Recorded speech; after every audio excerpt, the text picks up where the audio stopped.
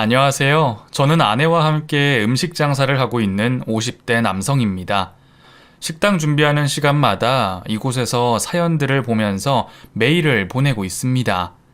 사연 채널을 통해 저와 비슷한 분들의 이야기를 들으면서 저에게도 언젠가는 그 사연들처럼 좋은 날이 왔으면 했습니다.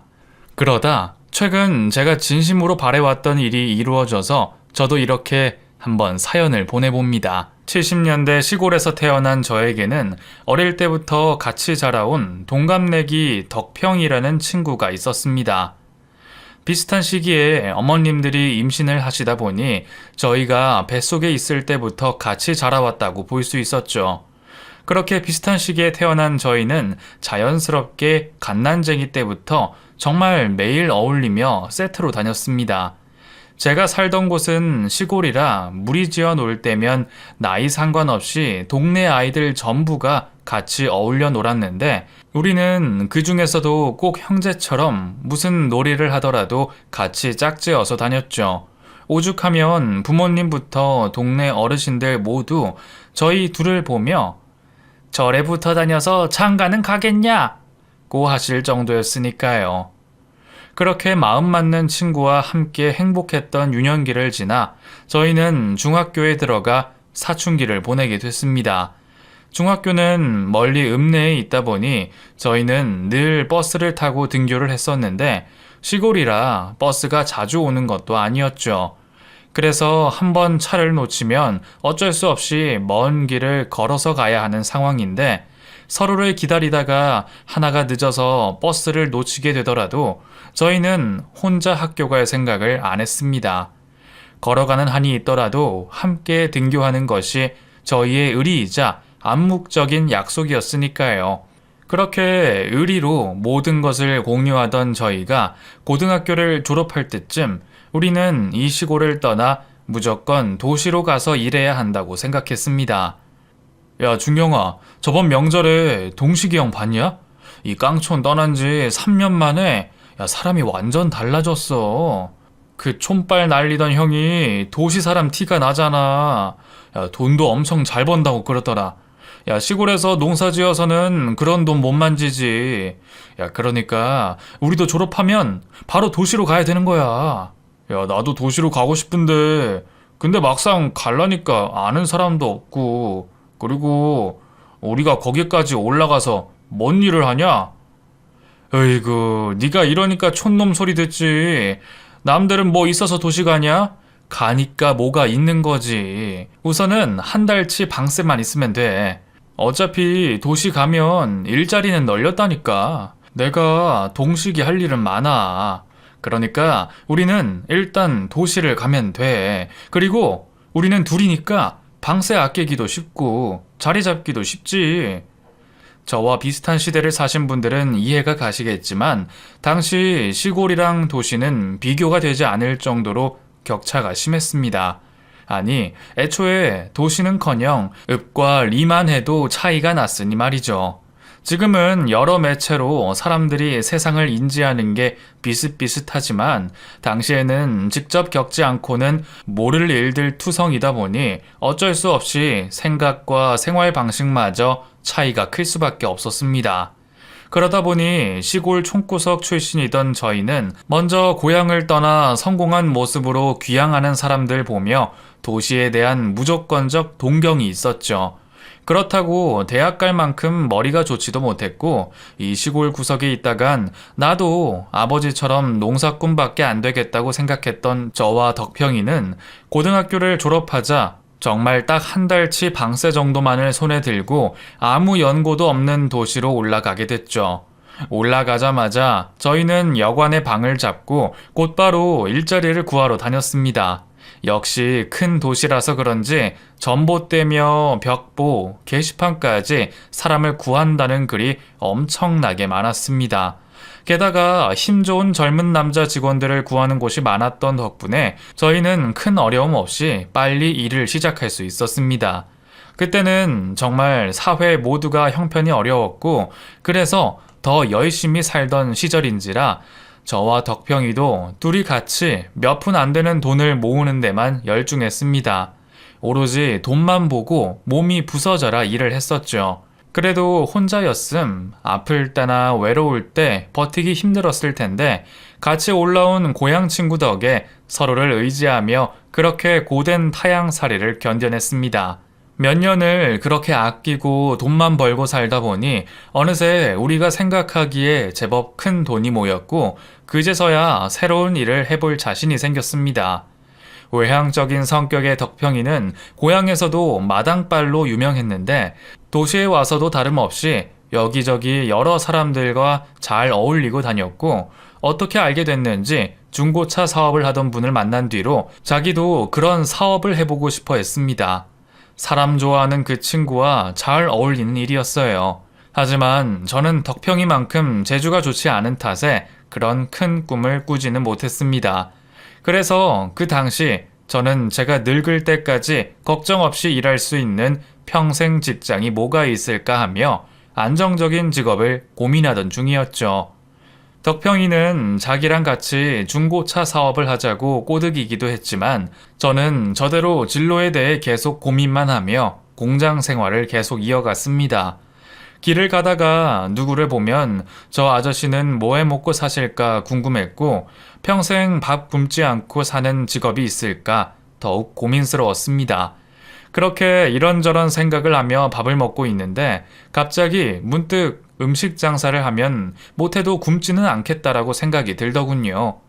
원래 음식 장사는 벌어먹는 장사라고 하는 말도 있고 다 먹고 살자고 사는 세상, 식당들은 다 잘 돼 보이는 겁니다. 그런데 식당 사장님들 말을 들어보면 음식 장사라는 게 원래 한참 어릴 때부터 시작해서 주방에 잡일부터 배워야 하는 것 같은데 주변에 음식 장사하는 사람이라곤 하나도 없는 저는 식당 일을 어디서부터 어떻게 시작해야 하는지 참 막막했습니다. 그러다 숙식 제공, 중식 보조 구함 이란 구인 글을 보고 아무 생각 없이 가게로 들어가 면접을 봤죠. 원래는 보조라도 경력이 있는 사람을 뽑을 생각이셨던 모양인지 그런 일을 한 번도 안 해봤다는 제 말에 사장님이 당황하시더군요. 하지만 당시 사장님께서 시골에서 올라와 성실하게 일하고 있는 저를 좋게 봐주셨는지 그저 배우는 마음으로 열심히 하겠다는 제 말에 당장 내일부터라도 와서 일을 하라고 말씀하시더군요. 당시 공장을 계속 다니던 저는 그렇게 일이 금방 구해질지 몰랐던 탓에 조금 바빠지게 됐습니다. 회사에 이야기하는 거야 욕먹고 그만두면 되는 건데 저 혼자 고민한다고 덕평이 녀석한테 얘기를 하지 않았다는 생각에 아차 싶었습니다. 식당 일을 하려면 방도 빼야 하는데 먼저 말하지 못한 것이 순서가 잘못됐구나 싶었죠. 하지만 이미 식당으로 옮기기로 마음을 굳힌 저는 그날 저녁 덕평이에게 낮에 식당에서 면접봤던 일을 말했습니다. 덕평아, 내가 음식 배울 일이 생겼는데 말이야. 아, 그래? 야, 좋은 일이네. 어디서 일하는데? 공장에는 말했고? 내일 말해야지. 근데 거기가 중국집이라 숙식 제공인데 일 시작하면 너랑 생활하는 시간대도 안 맞고 또 거기서 빨리 일을 배우면 내가 방을 나가야 할 것 같아서 말이야. 근데 그 얘기를 뭐 그렇게 어렵게 꺼내? 너 설마 내가 그런 일로 서운해 할까봐 그러냐? 괜찮아. 야, 너도 알다시피 나도 곧 일 시작할 거고 우리가 언제까지 같이 살 수 없지. 안 그러냐? 그날 밤 저는 싫은 소리 하나 없이 절 이해해준 친구와 곧 있을 헤어짐을 아쉬워하며 밤새 술잔을 기울였습니다. 당시에 저는 새로 시작하는 일에 대한 기대와 더불어 얼마 되지 않은 평생을 함께했던 친구와의 헤어짐에 복잡한 심정이었습니다. 중마고우와 헤어진다는 것이 다른 무엇보다 아쉽기는 했지만 그래도 앞으로 나아가기 위해서 어쩔 수 없는 잠시의 이별이라 생각하며 마음을 다독이기로 했죠. 그 뒤로 그렇게 시작하게 된 주방 일은 정말 눈코 뜰 새 없이 바빴습니다. 제 머릿속에 있던 주방 일은 현란한 칼질이나 불 쓰는 일이었는데 말단 주방 보조였던 제가 하는 일은 설거지와 쓰레기 정리, 청소 등등 가장 하찮은 일들이었죠. 뭐 어디든 시작이라는 게 있는 법이지만 뭘 몰랐던 저는 내심 김이 새기도 했습니다. 사장님은 청소가 기본 중에 기본이라며 양파 깎는 일도 쉽게 시키지 않으셨어요. 흔히 칼판이라고 말하는 재료를 다듬는 일은 그런 잡일을 한참을 하고 난 뒤에나 시작하게 됐죠. 주방 한켠에서 설거지를 하며 선배들 칼질하는 걸 곁눈질로 배웠지만 이게 또 막상 하려니 쉽지가 않았습니다. 요리라곤 해본 적 없는 제가 처음 해보는 칼질을 하려니 손에 익지가 않아 매번 칼에 베이고 쓸리고 몇 달간은 손에 반창고 떨어지는 날이 없었네요. 그렇게 제가 몸 성한 날 없이 고되게 주방의 일을 배우고 있을 때 제 친구 덕평이는 중고차 시장 일을 잘 해내고 있었습니다. 시작하자마자 계약을 따냈다면서 제게 연락이 왔더군요. 아니, 사실 그 친구는 그게 아니라 다른 무슨 사업을 해도 잘할 사람이었어요. 그렇게 친구와 몸은 멀어졌지만 저희는 여전히 가까이 지냈습니다. 아무리 바쁘더라도 일주일에 한 번씩은 만나서 같이 술 한잔하고 고된 일과 타지 생활의 서러움을 풀곤 했었죠. 바쁜 일상 속에 그 친구와 나누는 잠깐이 제게는 꽤 고마운 위로의 시간들이 됐던 것 같습니다. 각자의 직업에서 열심히 하다 보니 어느새 시간이 쏜살같이 흘렀어요. 이제는 저도 나름 불 앞에서 요리를 할 수 있게 됐고 친구 녀석은 밑에 사원들을 2명 둘 정도가 됐죠. 그렇게 열심히 살다 보니 어느새 여자도 만나고 결혼을 생각할 나이가 됐더군요. 제가 덕평이와는 정말 무슨 인연이 있는지 저희는 직업도 환경도 다른 상황에서 비슷한 시기에 같이 미래를 꿈꿀 수 있는 여자를 만나게 됐습니다. 벌써 자리를 잡아가는 덕평이는 모르겠지만 제게는 결혼식이란 너무 먼 꿈 같은 단어였습니다. 저는 몰라도 여자 인생에 결혼식의 흰 드레스는 로망이라는데 주방에서 일을 시작한 지 몇 년 안 되는 저에게는 사랑하는 사람에게 그런 행복을 누리게 해줄 여력이 없었습니다. 하지만 서로 확신이 있었기에 결혼을 결심하게 됐죠. 그래서 저희 부부는 없는 살림에 양가 허락만 받아 물 한 잔 떠놓고 우리끼리 작은 결혼식을 할 예정이었어요. 야, 준경아, 우리 고향 내려가면 우리 보고 위장 결혼이다 막 이런 소리 하는 거 아니야? 옛날에도 어른들이 둘이 사귀냐고 놀리셨잖아. 아니 그런데 우리가 아무리 친하다고 해도 야 어떻게 결혼까지 이렇게 비슷하게 하냐? 그니까 우리 고향 내려갈 땐 눈치 봐서 따로 다른 날에 가야겠어. 야 이왕 이렇게 된 거 우리 결혼식도 그렇고 신혼여행도 같이 하자. 어이구 왜? 집도 같이 살고 나중엔 관에도 다 같이 들어가자 하지? 야야 나 농담하는 거 아니야. 너가 재수 씨한테 허락만 받으면 돼. 뭔 자다가 봉창 두드리는 소리야. 너도 괜히 농담하지 마. 야 준경아 농담 아니라니까? 야 내가 네 형편 모르는 것도 아니고 그거 가지고 얼굴색 안 좋은 것도 아는데 돈 걱정 때문이라면 걱정할 필요 없어. 내가 혜경이랑 장이라는 집에도 사정 다 말씀드리고 허락도 받아놨어. 네 의사는 필요 없고 재수씨 허락만 받아와. 뭐? 너 진짜 왜 그래? 야 결혼식이 한두 푼도 아니고. 30년 지기 그 친구는 정말 제 마음속에라도 들어갔다 왔는지 결혼식으로 고민하던 제 마음을 알고 합동 결혼식을 이야기했어요. 아무리 친구라지만 그런 부담을 느끼기는 싫었던 저는 거절을 말했습니다.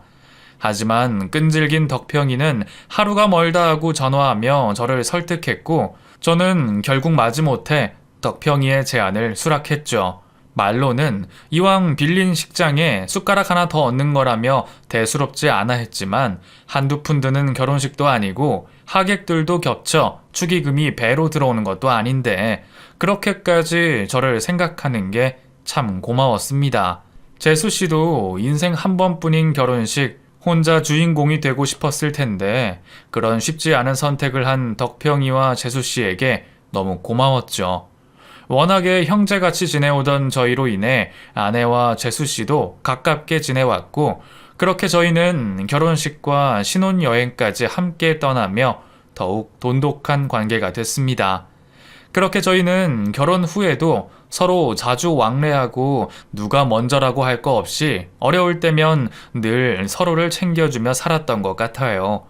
시간이 지나며 덕평이의 중고차 사업은 기존 고객들의 입소문이 날이 갈수록 번창했고, 저 또한 주방에서 질긴 노력으로 인정받기 시작했습니다. 그렇게 순리에 맞게 지내던 저에게 고민이 하나 있었습니다. 결혼 후 우리 부부에겐 어쩐 일인지 아이가 생기지 않았습니다. 누구보다 아이를 원했던 우리였기에 저희 부부는 임신 소식을 기다리고 있었죠. 하지만 몇 년 동안이나 아이가 잘 가져지지 않자 몸에 좋은 보약도 먹어보고 용하다는 무당집에서 부적까지 몸과 베개 밑에 넣고 지냈지만 아무런 효과는 없었습니다. 고향에 있는 양가 부모님 모두 걱정이 많으셨지만 누구보다 가장 아쉬웠던 건 당연히 저희 부부였습니다. 지금처럼 시험관 아이라도 시도해 볼 수 있었더라면 좋았을 텐데 그때는 그런 것도 여의치가 않았네요.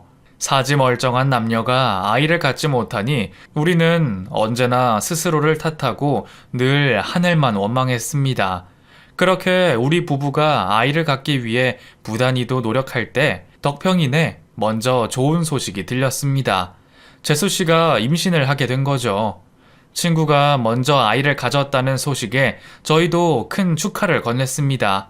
우리도 그토록 바래왔던 아이였지만 덕평이의 희소식이 제 일처럼 기쁘더군요. 하지만 그 녀석은 우리가 속상할까 싶었던 건지 그 좋은 소식을 전하면서도 우리에게 마치 죄라도 지은 것 마냥 조심스러워 했습니다. 그런 친구의 미안함을 알았던 저와 아내는 더욱 진심으로 아이의 탄생을 축하했습니다. 조카 딸도 내 딸과 마찬가지니 저희에게도 더할 나위 없이 기쁜 일이었죠. 그리고 저희는 덕평이 부부와 마찬가지로 10달을 오매불망 조카가 태어나기만을 기다렸습니다. 그렇게 10달을 기다리고 보게 된 서연이는 정말 천사 같았어요. 비록 제 아이는 아니었지만 정말 눈에 넣어도 아프지 않을 것 같았고 그 많은 아이들 중에서도 유독 빛이 나고 있었죠. 그런 아이를 보며 우리도 나중에 태어날 아기를 위해 조급해하기보단 조금 마음을 편히 가지기로 했습니다. 우리가 가지고 싶다고 노력한다고 되는 것도 아니고 우리가 마음을 편히 가지고 기다린다면 저 천사 같은 아이가 우리에게도 생기지 않을까 하고 말이에요. 그러던 어느 날이었습니다. 모처럼 덕평이네와 같이 놀러 가기로 한 주말, 저는 주방에 급한 일이 생겨 약속을 취소할 수밖에 없었습니다.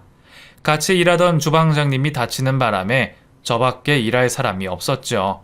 워낙 성격 좋은 덕평이는 갑작스러운 취소에도 기분 나쁜 기색 하나 없이 인사를 나눴지만 저는 괜히 미안한 마음에 퇴근 후 곧바로 덕평이에게 연락을 해봤습니다. 우리 없이도 잘 놀고 있는 건지 상황을 듣고 싶었거든요. 그런데 무슨 일인지 제가 전화를 거니 바로 사서함으로 넘어갔어요. 대수롭게 생각하지 않은 저는 그대로 잠이 들었습니다.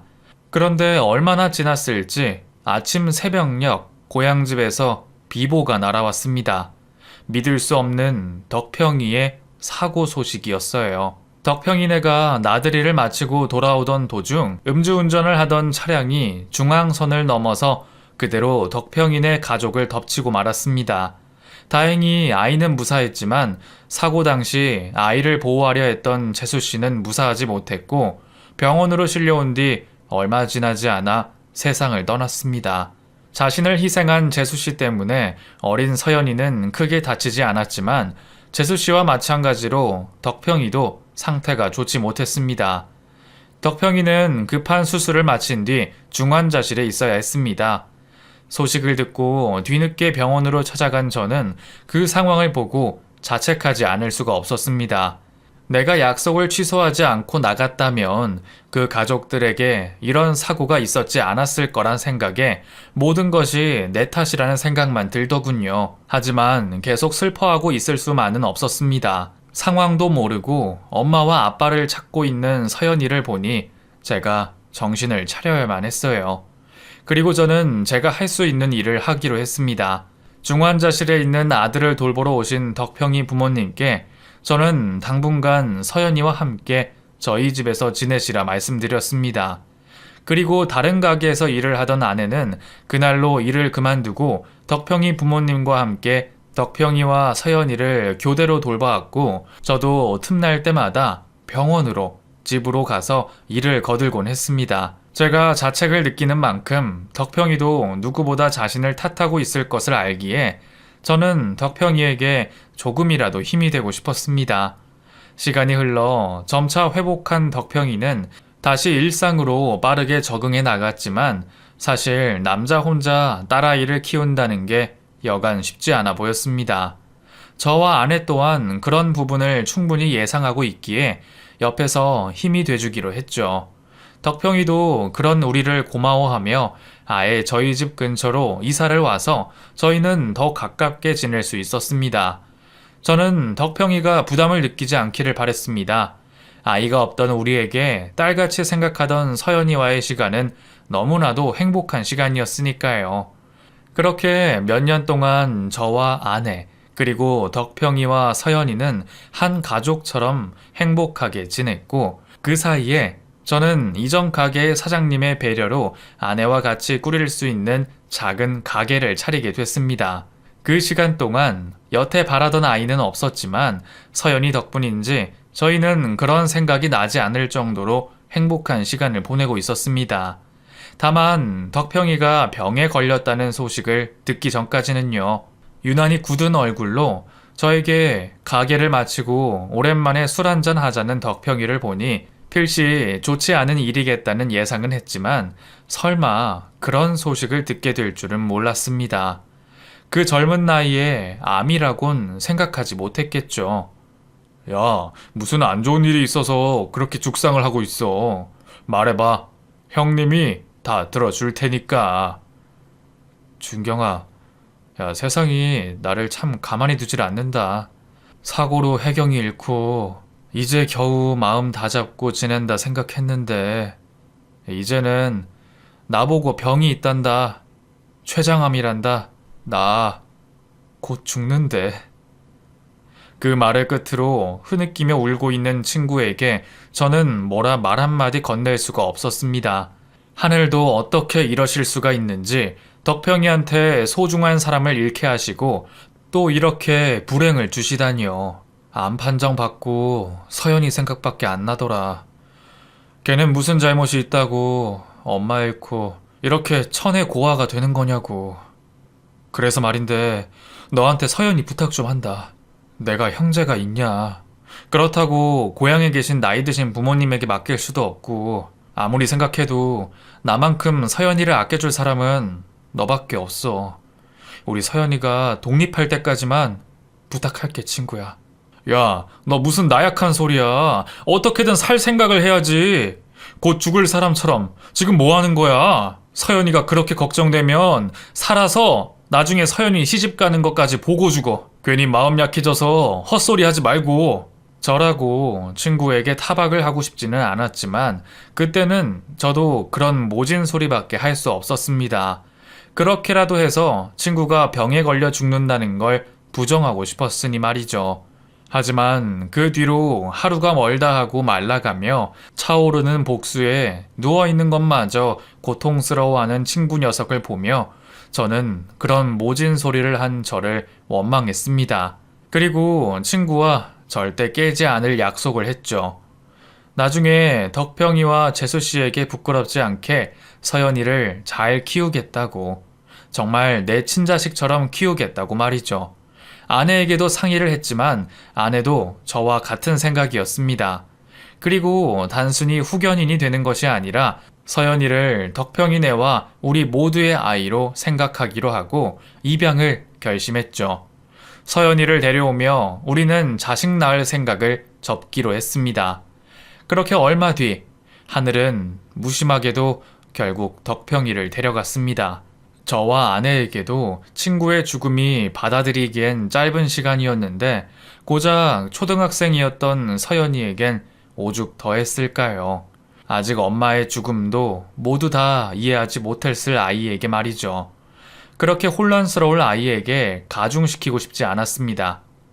여전히 우리를 이모 삼촌이라 부르는 아이에게 아빠와의 약속으로 너를 입양을 하게 됐다는 말을 할 수가 없었습니다.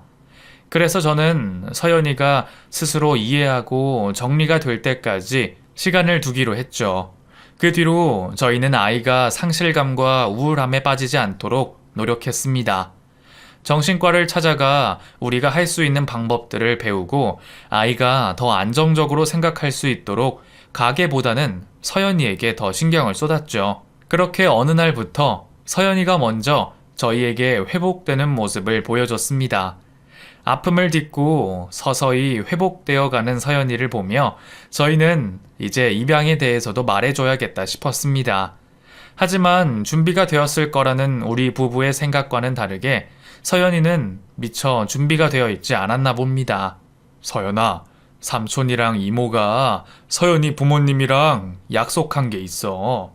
그걸 지금부터 말해줄게. 혹시 이야기를 들으면서 이해가 되지 않으면 바로 이야기해줘. 그렇게 저희 부부는 아이의 눈높이에 맞춰 덕평이와 저 사이에 오고 갔던 대화들, 그리고 우리 부부가 그렇게 하기로 결심한 이유까지 서연이에게 모두 설명해 줬습니다. 모든 이야기를 가만히 듣던 서연이는 이내 알 수 없는 표정을 짓더니 그냥 알겠다면서 방으로 들어갔죠. 별 대꾸가 없는 아이를 보면서 뭔지 모를 걱정도 들었지만 그래도 그게 나쁜 반응은 아닐 거라 생각했습니다. 부모가 없는 세상에 우리라도 기댈 곳이 있다는 걸 알게 되어 더 나을 거라 생각했으니까요. 그때까지만 해도 이전과 같이 서연이와의 행복한 시간들이 기다리고 있을 것만 같았습니다. 먼저 하늘에 있을 덕평이와 재수씨에게 걱정하지 말라며 앞으로 대신해서 서연이를 잘 키우겠노라 다짐했죠. 하지만 모든 게 해결되고 앞으로 우리 품 안에서 서연이가 잘 자랄 것을 기대한 다음 날, 서연이는 우리의 예상과 달리 행동했습니다. 갑자기 우리에게 이전까지 쓰지 않던 존댓말을 하고 말끝마다 꼭 삼촌과 이모를 붙이더군요.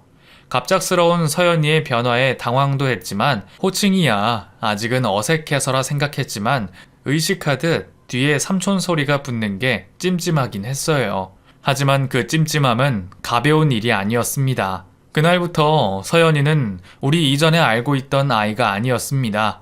그 뒤로 우리에겐 웃는 얼굴 한번 보여주지 않고 혼자 있을 때와 달리 우리가 있으면 감정을 보여주지 않았어요. 혼자 TV를 보며 웃고 있다가도 우리가 들어가면 마치 아무 일 없다는 듯이 무표정하게 방으로 들어가곤 했죠. 서연이가 달라지고 있는 걸 우리 부부가 모두 느꼈을 때는 이미 너무 달라진 서연이가 있었습니다. 우릴 마치 남처럼 대하는 서연이를 보며 저희는 당황스러울 수밖에 없었습니다. 이해하는데 시간이 필요할 거라 생각했지만 입양과 부모라는 얘기에 그렇게까지 반감을 가질지는 몰랐습니다. 전혀 예상하지 못한 결과에 우리는 뒤늦게 아동 심리 상담을 받아봤고 그제라도 관계를 회복하려고 노력했습니다. 의사 선생님은 아이 개개인마다 다르겠지만 서연이의 경우에는 부모님 사망 후 갑작스러운 변화를 받아들이지 못하여 혼란스럽고 불안한 마음에 보여지는 행동일 수 있다고 말씀해 주셨죠. 그 어린 아이에게 우리가 미처 헤아리지 못할 만큼의 슬픔을 우리가 너무 쉽게 보듬으려고 했구나라는 생각에 저는 너무 미안해서 가슴이 미어져 왔습니다. 그 뒤로 더욱 관심을 쏟으며 정신과와 아동심리 선생님들의 조언을 들어가며 서연이를 치료하려고 부단히 애썼지만 들이는 노력에 비하면 딱히 드라마틱한 변화는 없었습니다. 시간이 지나면 상황을 받아들이고 좋아진다던 전문가의 말과 달리 중학교에 올라가 사춘기를 맞은 서연이는 관계를 회복하고자 노력하는 우리의 행동과 애정이 더 불편했는지 갑자기 밖으로 나다니기 시작했습니다. 처음에는 이유 없이 늦어지는 귀가 시간이 시작이었습니다. 아이를 길러본 적도 없던 우리는 서연이를 내 자식처럼 사랑했지만 그런 상황을 어떻게 다루어야 하는지는 알지 못했습니다. 그렇다고 매를 들 수는 없고 처음에는 무조건 대화로 풀어야 한다고 생각했었죠. 서연아, 시간이 몇 시인데 이제 들어오니? 삼촌이랑 이모가 계속 걱정했잖아. 전화는 받지도 않고 학교에서 무슨 일이 있었어? 그냥 친구들이랑 앞에서 놀았어요. 그래, 친구들이랑 노는 것도 좋고 밖에 있는 것도 괜찮은데 다음부터는 걱정하니까 전화 받거나 미리 문자라도 연락을 줘라. 매번 눈도 마주치지 않고 빨리 자리를 피하고 싶어 하는 아이를 보며 답답한 생각이 들기도 하고, 한편으로는 또 우리가 뭘 잘못했나 이유를 알고 싶었습니다. 그래도 애가 무슨 잘못이겠냐는 생각에 아이가 대답 없는 이유를 항상 제 탓으로 생각했죠. 그렇게 방황하는 서연이를 보면서 저와 아내가 매일같이 애만 태우던 중 어느 날 아이가 밤 10시가 넘어가도 집으로 돌아오지 않는 겁니다. 아무리 늦어도 10시 전까지는 들어오던 아이인데 역시나 핸드폰은 아무런 응답이 없었고 우리 부부의 머릿속에는 안 좋은 생각만 가득했습니다. 저희는 아이를 찾아 나섰습니다. 아내는 학교 친구들에게 전화를 돌리고 저는 경찰서로 달려가 아이를 찾아달라 했습니다. 경찰관이 단순 가출이라는 얘기에 저는 처음으로 경찰 멱살을 잡아보기도 하고 우리 아이는 그러지 않는다며 애걸복걸도 해봤지만 순찰하며 한번 찾아보겠다는 무관심한 답변밖에 듣지 못했습니다. 그렇게 저는 인근 놀이터부터 동네 번화가까지 밤새워서 아이를 찾아 돌아다녔습니다. 그러는 사이 언제 시간이 그렇게 지났는지 날이 밝아오기 시작했고 제가 날이 밝았음을 알았을 때는 저는 정말 서연이에게 무슨 일이 생겼구나 싶어 눈물이 쏟아졌습니다.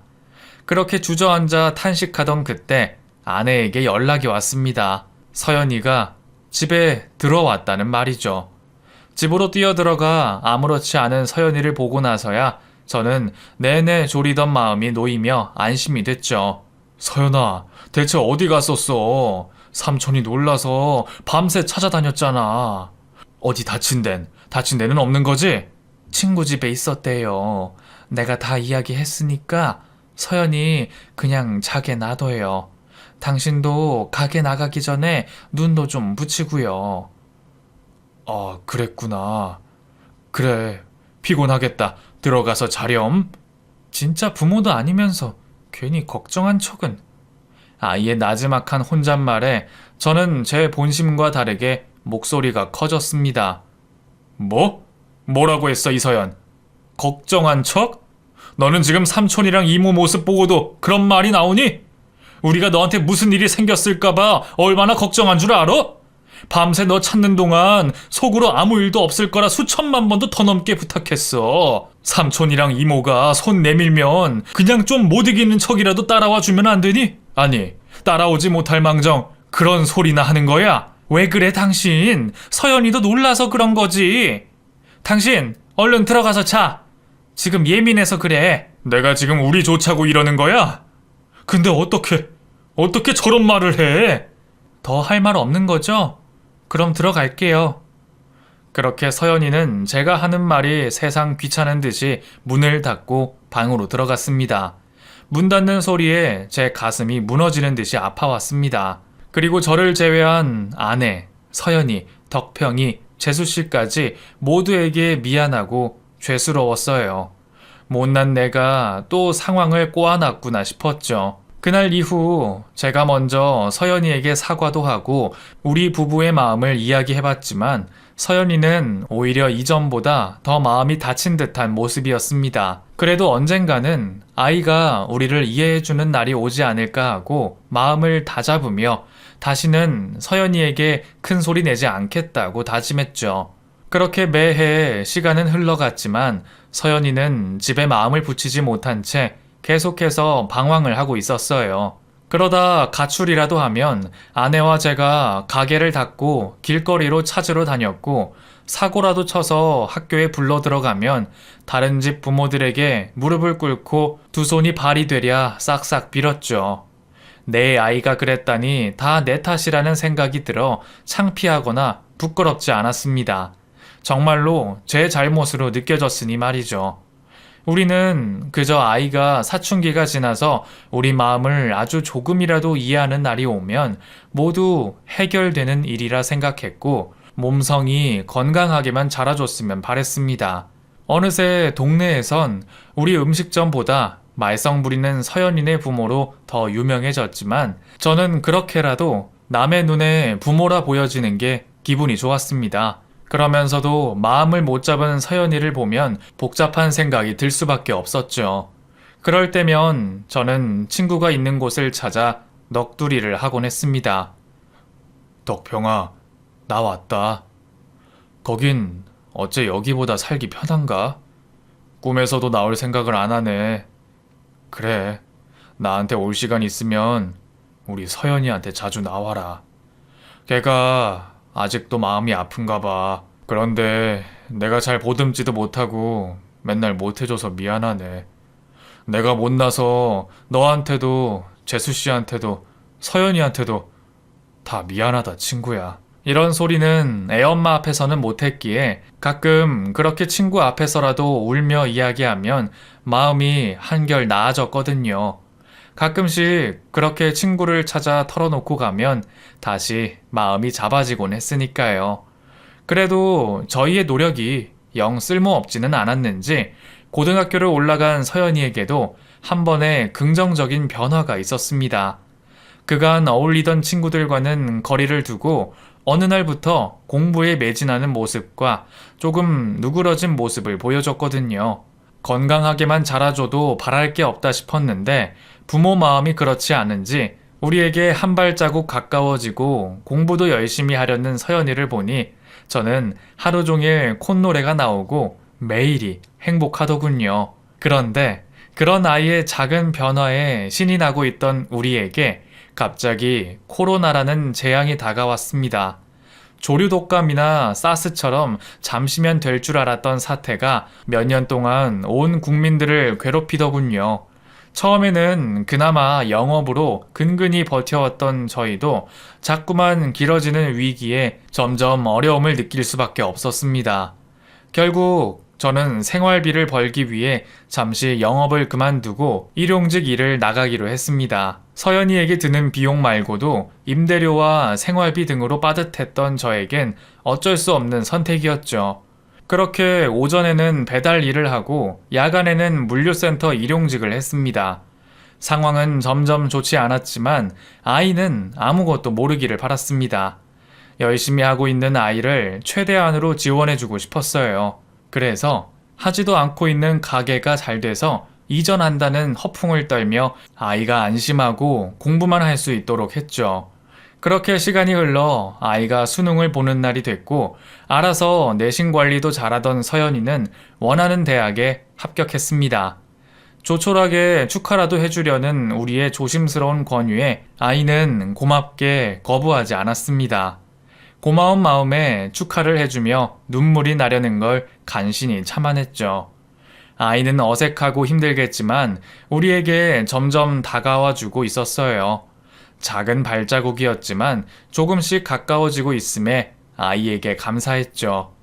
그렇게 딸아이가 대학을 입학한 지도 1년, 20살이 된 날 우리는 딸 아이와 친구의 한 가지 더 약속을 지키기 위해 은행을 찾아갔습니다.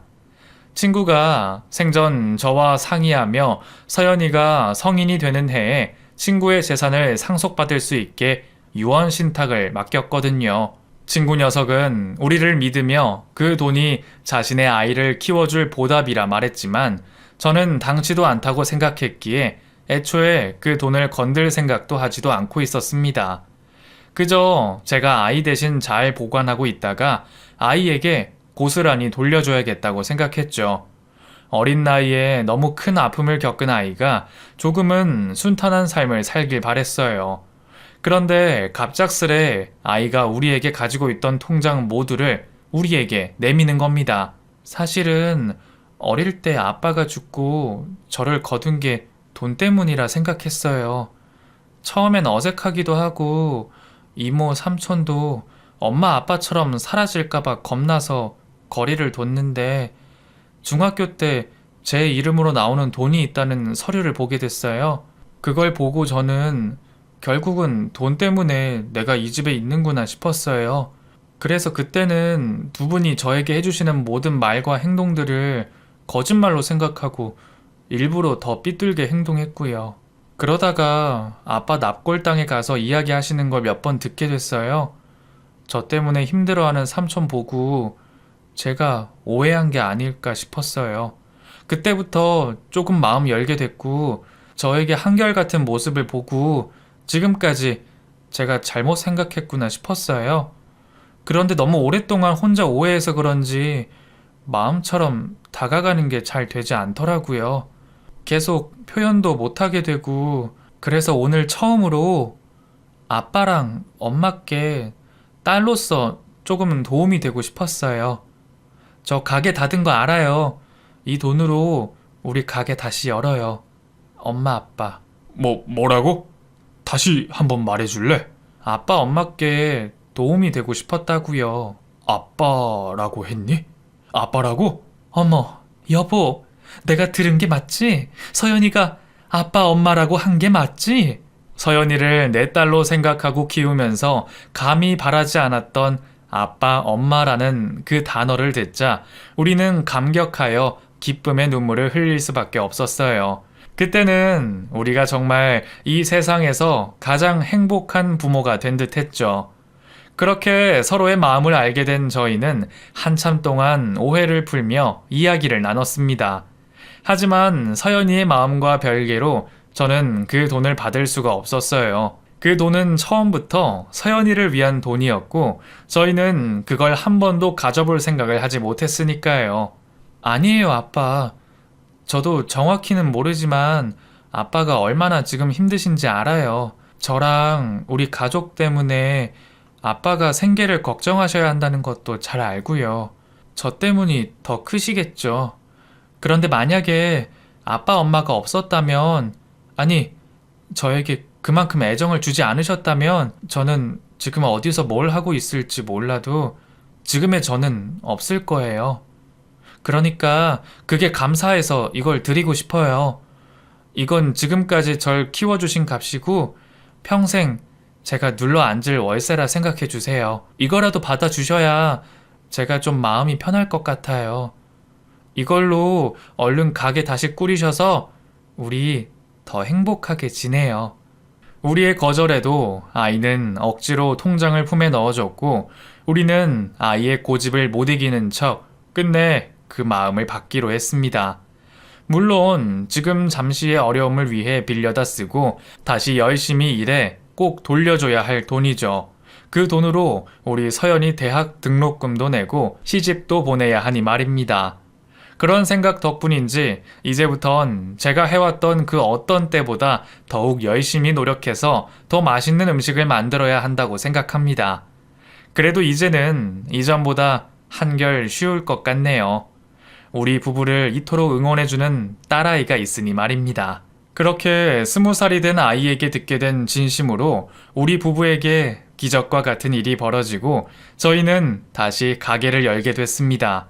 그리고 노력 덕분인지 지금은 가게도 꾸준히 잘 되고 있고요. 여러분들도 믿고 의지할 수 있는 가족들을 살펴보며 계속 힘내시길 바랍니다. 감사합니다.